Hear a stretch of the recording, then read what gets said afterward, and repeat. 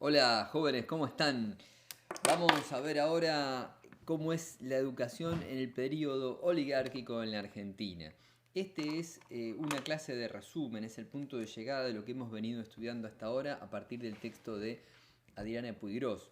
Lo que hacemos en esta oportunidad es combinar todo lo que tiene que ver con los antecedentes educativos con el contexto del Estado en la Argentina, porque si no, si se estudia la historia del sistema educativo por separado de la estatalidad en Argentina, no se entiende sobre todo este periodo.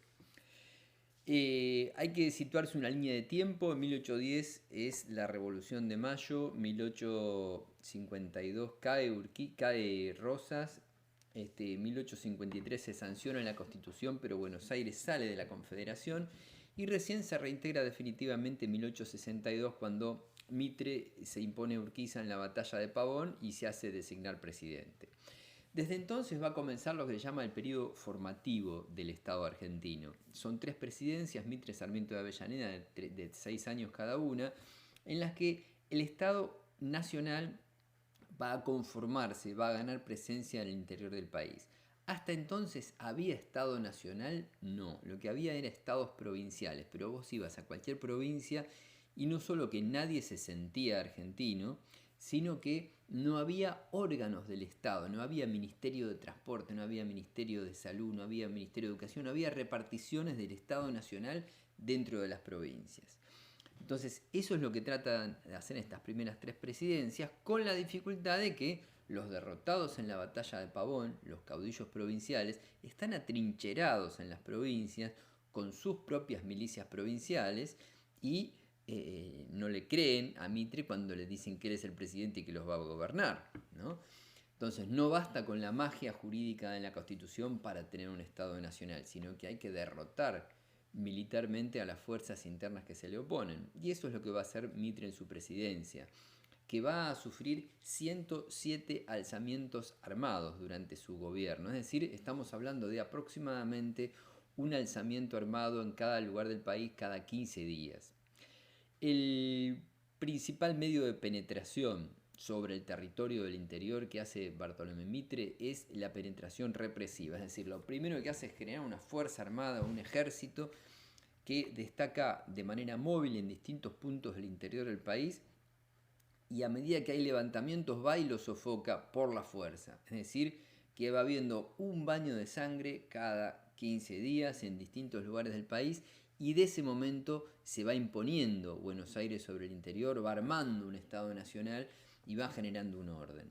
La primera penetración es represiva, pero también hay una penetración económica y organizativa. ¿Qué significa eso? Que económicamente se trata de unificar esos territorios a lo que tenían en Buenos Aires.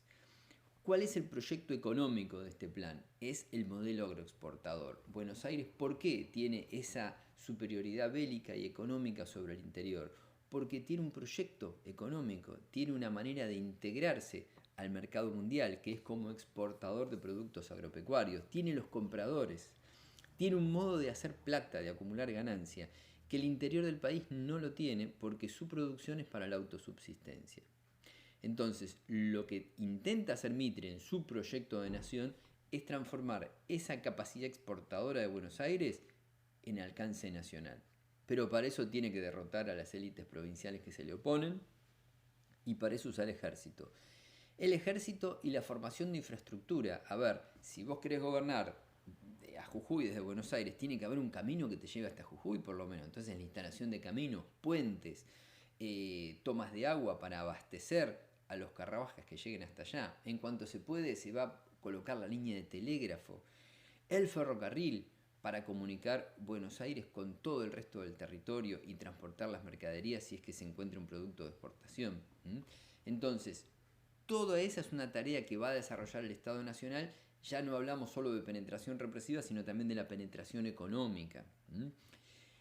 A medida que va derrotando élites provinciales, va estableciendo aparatos estatales propios. ¿Cuáles son esos aparatos estatales? Bueno, en primer lugar, se designa un interventor que reemplaza al gobernador y que responde a las órdenes del presidente de la nación. Se designan jueces federales en el interior, que en caso de delitos son los que van a dictar sentencia y que van a, en definitiva, son personas que responden al poder centralista de Buenos Aires. Se van a crear oficinas de correos, se va a establecer el ferrocarril y el ferrocarril tiene gran importancia, ¿no? Y dentro de toda esa política de manejo, de domesticación del interior, entre otras cosas, se van a fundar escuelas. Es decir, que la política educativa de este periodo es un elemento más de penetración del Estado Nacional sobre el interior, y esa penetración es sobre todo violenta. Tiene una cara buena, que es la escuela y la educación, pero tiene todo el resto, que son negociaciones, intereses económicos y enfrentamientos bélicos. Cuando se habla de civilización o barbarie, la verdad es que Buenos Aires trata al interior como la barbarie, es decir, como la población no educable, como aquellos a los cuales se iba a pasar por las armas y recién después los que quedaran iban a poder ingresar a la escuela. Con este criterio es que Mitre sale a fundar escuelas. Dice, bueno, nosotros tenemos que educar a la élite para que esta élite me controle a la masa. El objetivo que se plantea es político, de docilizar a esa población. Y por eso crea el Colegio Nacional de Buenos Aires en base al viejo Colegio de Ciencias Morales que había creado Rivadavia en Buenos Aires. Y con ese mismo modelo sale a replicarlo en el interior del país y crea varios colegios nacionales en el interior que van a responder al mismo criterio. Una educación enciclopédica, es saber un poquito de cada cosa, que te prepare para la universidad o para el desempeño de cargos en la administración, es decir, para formar una élite gobernante y que esta élite sea la que dirija a la masa. Prepara, decía Mitre, para la universidad y para la vida social, no prepara para nada en particular. Es una persona que sabe un poquito de todo y puede integrarse a la élite dominante. Esta es la idea de prepararse para la vida social que tiene Mitre. El otro tipo de escuelas que se van a establecer en el interior responden al modelo sarmientino, a la idea de alimentar una escuela primaria pública con docentes no formados en la iglesia, sino en instituciones laicas. Y para eso funda la Escuela Normal de Paraná, y a lo largo del siglo XIX se van a fundar distintas escuelas normales en todo el interior del país. La Escuela Normal de Paraná tiene una formación técnica docente, y tiene una formación equivalente al bachillerato en cuanto a que también es enciclopédica en el resto de sus conocimientos. La idea de formar docentes que van a ser formados en la idea del normalismo. ¿Cómo se establecen estas escuelas en el interior? Se establecen con un criterio totalmente político. No es que se ponen escuelas donde más hace falta, se ponen escuelas donde la política de alianzas y el proyecto de crecimiento económico y desenvolvimiento militar de Buenos Aires en el interior lo requiere. Con ese criterio se abren escuelas al interior. Y a quien, bueno, los que se designan forma parte de la política de negociación y cooptación. Se designan como directivos o como funcionarios a personas de los sectores de la élite local que quieren aliarse con Buenos Aires. Se educa a los hijos de esa élite en los criterios que propone el Estado central desde Buenos Aires. Inicialmente el sistema educativo intenta aplicar la ideología que promueve la generación del 37, que ya habíamos visto, que es la que protagonizan Echeverría en lo político, Sarmiento en lo educativo, Alberdi en lo jurídico. Hay ahí una idea de que la educación sirve para extender la civilización. Hay una población no educable que es la barbarie, que son los indios y los hijos de los indios, los gauchos, que no se consideran recuperables. Para ellos, la guerra. Para los que aceptan la educación, entonces sí, hay una educación civilizadora.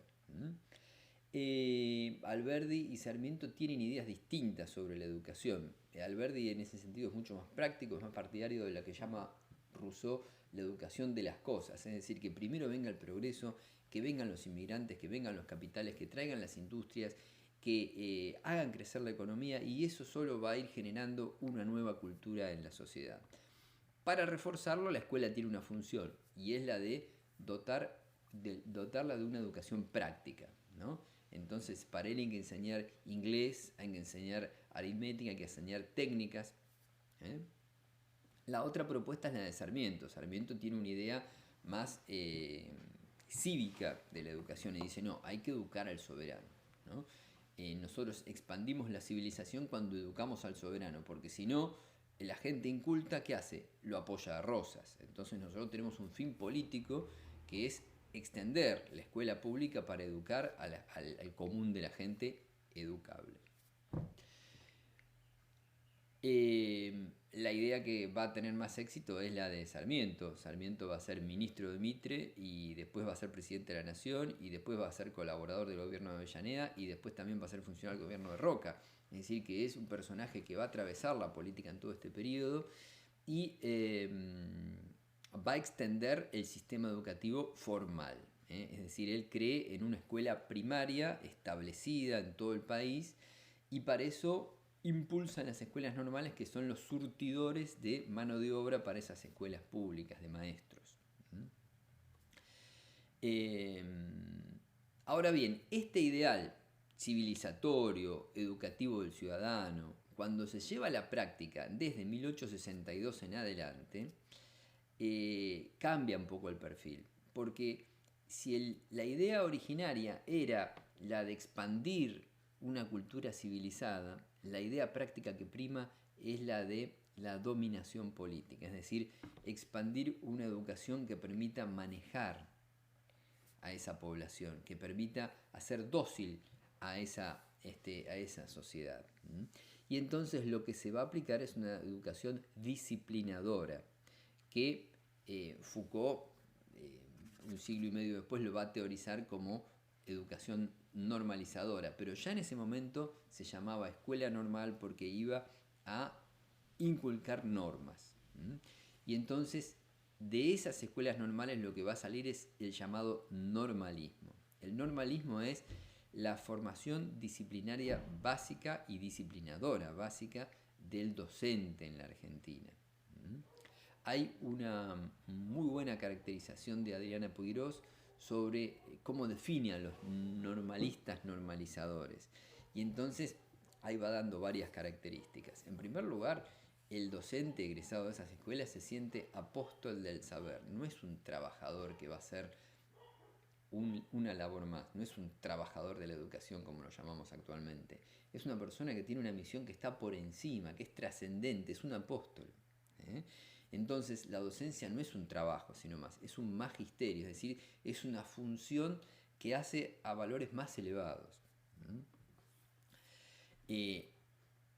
Subyace dentro de esta función la idea de civilización a barbarie, es decir, los ignorantes son bárbaros y lo que le traemos es la civilización.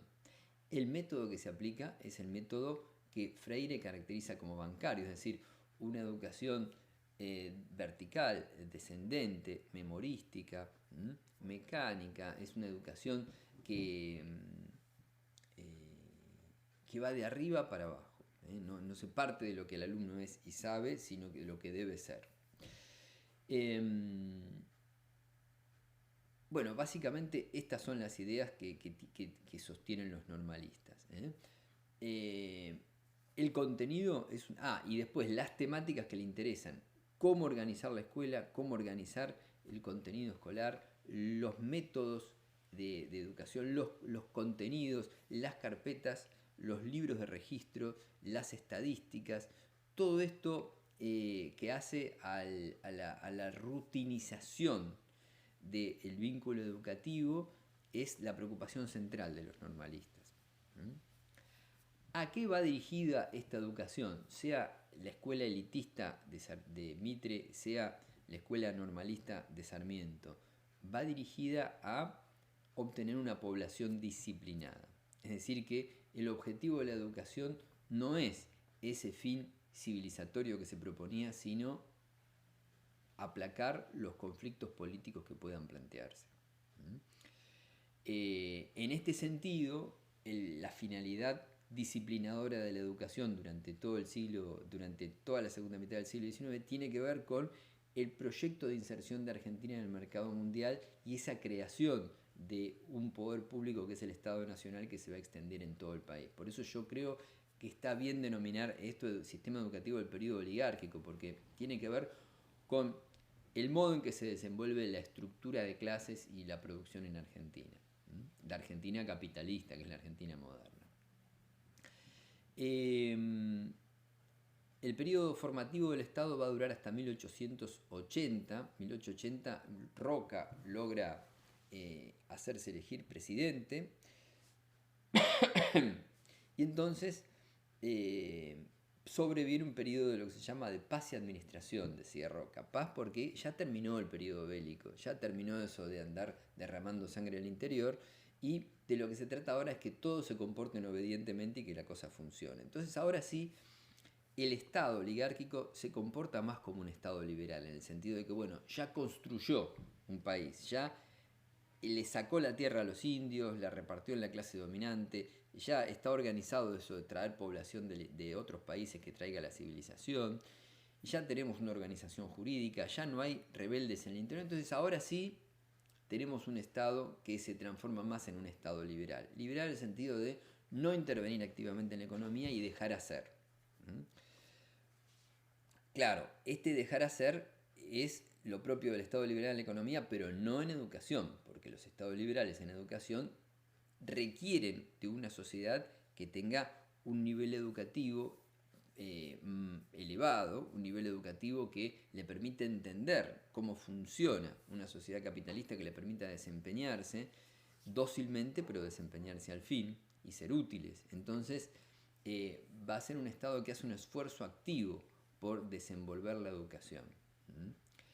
Eh, 1882 el debate está centrado en dos cuestiones: si la Iglesia va a seguir manejando la educación o si se le puede expropiar la función de la educación, como ya se le sacó a la Iglesia en ese momento el registro civil, el manejo de los cementerios, el matrimonio, por la ley de matrimonio civil. Ahora también le sacamos la educación, ¿no? Por supuesto, las corrientes católicas se oponen, pero pierden esta lucha. Y la otra cuestión es cómo se va a manejar el sistema educativo nacional. Acá tenemos unas provincias que por la Constitución, por el artículo 5, tienen que desenvolver la educación primaria. Y la educación secundaria, ¿a quién le corresponde? ¿A la nación o a las provincias? Es el Plan General de Educación que dice la Constitución. ¿Refiere a la educación secundaria o no? Bueno, estas son cuestiones que se deliberan, que están en debate. Y se realiza en 1882 un congreso pedagógico para debatir todas estas cuestiones, y triunfa la posición laica y la posición centralista. Es decir, hay un manejo, se propone un manejo centralizado del aparato educativo desde el gobierno nacional, con escuelas provinciales, escuelas primarias provinciales, con una coordinación, con cierta libertad, porque hay provincias que sí establecen la educación religiosa, ¿no? Hay diversidad, y con participación de la sociedad, como a través de los consejos escolares, que son órganos de la gestión de asuntos no pedagógicos de la educación, que sí se abren a la comunidad, y con la participación de las comunidades inmigrantes en lo que se llamaron las sociedades populares de educación, que eran órganos educativos no sistemáticos como la escuela, sino para cumplían funciones de una educación más diversa, ¿no? Con esos contenidos es que en 1884 se sanciona la ley 1420, que es la ley más importante de organización de la educación primaria, porque refiere a educación primaria, no a todo el sistema. ¿Y qué establece la ley 1420? La educación común, laica, obligatoria, gratuita e higiénica. La educación primaria establece que es común, o sea que es para toda la sociedad. Obligatoria quiere decir que todos los niños tienen que asistir a la escuela cuando están en edad escolar. Y como es obligatoria, tiene que ser gratuita. Y a su vez separada de la iglesia, es decir, laica. Se puede dar clases de religión, sí, pero fuera de hora, ¿no? Y a su vez sujeta a los preceptos de la higiene. Y acá introduce un segundo concepto importante, además del de normalización, que es el de higienismo. ¿Qué es el higienismo? Es una tendencia política que, bajo el argumento de un saber médico, termina estableciendo hábitos, formas y criterios culturales de desenvolvimiento en la población. El criterio higienista es un prejuicio que va a separar lo saludable de lo enfermo y lo normal de lo anormal y lo que tiene buena conducta de lo que tiene mala conducta. Entonces, en el campo del otro, de el que es sucio, desobedece, se porta mal y es ignorante, es el higienismo el que va a justificar esta división. ¿eh? Entonces, la norma es lo que tenemos nosotros, lo que imponemos nosotros, y el otro es el que quedó fuera de todo eso. ¿no? De ahí que el que antes era el bárbaro ahora puede ser el delincuente, puede ser el sucio, el zaparrastroso, el ignorante. ¿no? Es decir, que es una manera organizada y científica, supuestamente, de expandir el prejuicio respecto de la discriminación. En este sentido, la ley 1420 establece las bases ideológicas del sistema, las bases organizativas. Establece también la verticalidad del sistema. ¿Cómo genera la ley 1420 la verticalidad del sistema? A través del instituto de la inspección. Entonces, la cadena de autoridades es presidente, ministro de Educación, Consejo Nacional de Educación, inspección, y la inspección baja las directivas hasta las escuelas, directores, docentes, alumnos. Esa es la línea vertical que va a establecer la ley 1420 y es descendente, porque el conocimiento es lo que está allá arriba, es la relación bancaria la que prima, y la relación bancaria tiene un contenido político. El de arriba sabe y manda, el de abajo no sabe, obedece y aprende.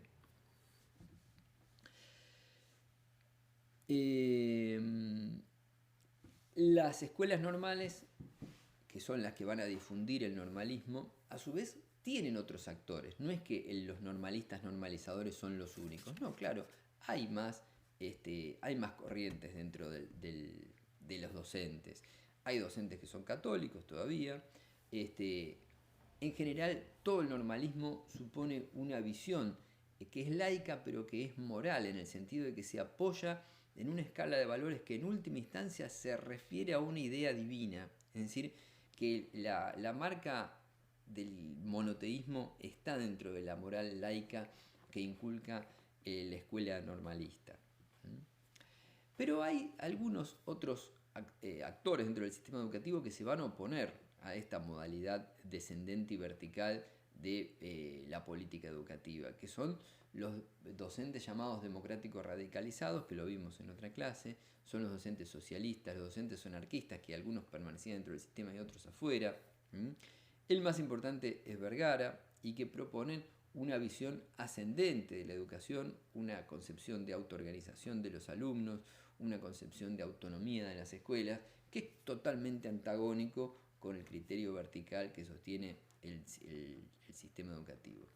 La ley 1420 crea lo que se llama el SIPSE, Sistema de Instrucción Pública Centralizado Estatal, que es un aparato de educación estatal totalmente concentrado y vertical, que va a cobijar justamente este método, esta concepción normal, bancaria y descendente de la educación. No obstante, vemos que es exitoso el sistema en cuanto a que efectivamente se implanta, en cuanto efectivamente abastece a las escuelas primarias de docentes, en cuanto a que efectivamente logra docilizar a esa población. No hay un régimen democrático electoral en Argentina hasta 1916, es decir, es una república oligárquica lo que tenemos en todo este periodo, pero sí hay debates pluralistas, sí hay libertades cívicas, y efectivamente la educación contribuye al mejoramiento de esos debates y a la adopción de estos derechos, a la libertad del conjunto de la ciudadanía, ¿no? Entonces hay un efecto positivo que cumple, pero es docilizador. Otra ley importante del periodo es la ley Avellaneda, que lo que va a hacer es legislar no ya sobre la escuela primaria, sino sobre la educación superior, que en ese momento la única educación superior que había era la universidad, y había solo dos, la Universidad de Buenos Aires y la Universidad de Córdoba. La Plata se crea recién a fin del siglo XIX, y establece algunos principios importantes.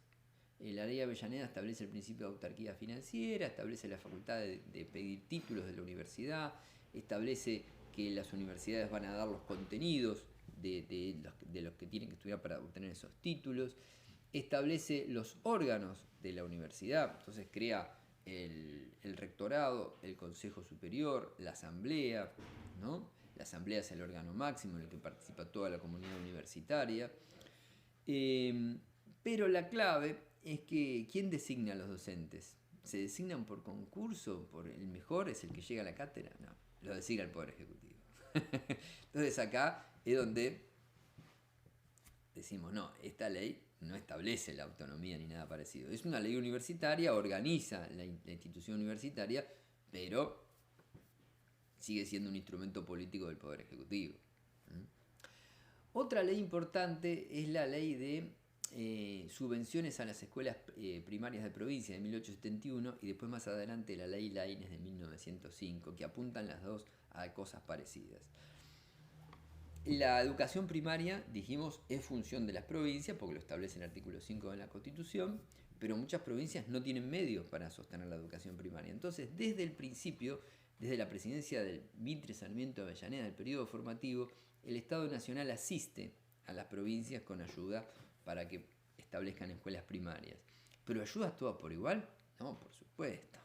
Esto es un juego político. Ayuda a los amigos y no ayuda a los que se le oponen, ¿no?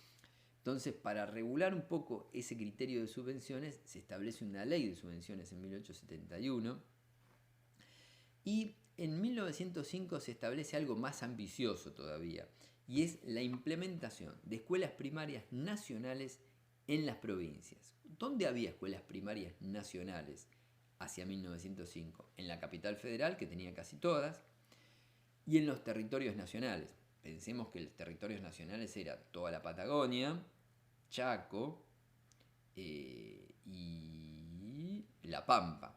Todo eso eran territorios nacionales. Entonces ahí no había un gobernador autónomamente elegido, sino que lo gobernaba un interventor del Poder Ejecutivo Nacional y entonces ahí se ponían escuelas primarias nacionales. Bueno, con la ley Laínez, las provincias que lo solicitan van a tener también escuelas primarias nacionales. Entonces, van las escuelas primarias a las provincias nacionales. Pero la particularidad es que no se ponen primarias como se pensaba con la ley en los lugares donde hacía falta, donde no había escuelas, sino que se las distribuye con un criterio político. Entonces, en muchas ciudades, la escuela primaria provincial compite con una escuela primaria nacional que normalmente tiene mayor categoría, tiene mayor prestigio, tiene más recursos y tiene mejores docentes, ¿no? Es decir que acá vemos también cómo la beta política es lo que conduce el sistema educativo y no el afán puramente divulgador que se hubiera pretendido, ¿no? Hacia el cambio de siglo vamos a encontrar con que, 1890 ya el régimen empieza a entrar en crisis. El modelo de acumulación no varía, pero ha ingresado una población inmigrante, ha habido progreso económico, hay sectores medios que demandan su incorporación política, sus derechos, y el régimen es cerrado. ¿Quién elige al presidente? El presidente lo elige el presidente saliente, ¿no? Entonces, esto empieza a ser no soportable y se produce la Revolución del 90, se crea la Unión Cívica Radical, pero en todos los ámbitos de la vida social va habiendo reclamos de renovación. En el mundo del trabajo, los obreros van a presentar su reclamo, van a hacer huelgas, se van a movilizar, van a generar sindicatos, partidos de izquierda, ¿no? Entonces va a haber una propuesta de un sector de la oligarquía, hay una propuesta de abrir un poco el sistema, de abrir un poco el juego, de darle más derechos a toda esta población. Y entonces se van a generar reformas como la ley Sáenz Peña en lo político y la reforma Saavedra Lamas en lo educativo. Me parece que está por terminar el tiempo. Si se termina, vuelvo a hacer otra presentación. La ley Saavedra Lamas, ¿qué establece? Establece que la segunda parte de la escuela primaria se llama una escuela intermedia, y lo que sería el ciclo secundario va a tener una orientación práctica, es decir, que va a dedicarse al mundo del trabajo. Esto va a funcionar desde principios de 1916 hasta 1917. Cuando llega Irigoyen a la presidencia, deroga la reforma Saavedra Lamas y esta experiencia se ha terminado. la educación práctica fracasa en todo este periodo, porque no hay proyecto de país que sostenga un proyecto industrial. Entonces, ¿para qué querían una educación práctica? Esta es la verdad. Bueno, hasta aquí llegamos. Ha sido un gusto. Miren este resumen porque me parece que es más importante que todo lo anterior y nos seguimos viendo. Chau, chau.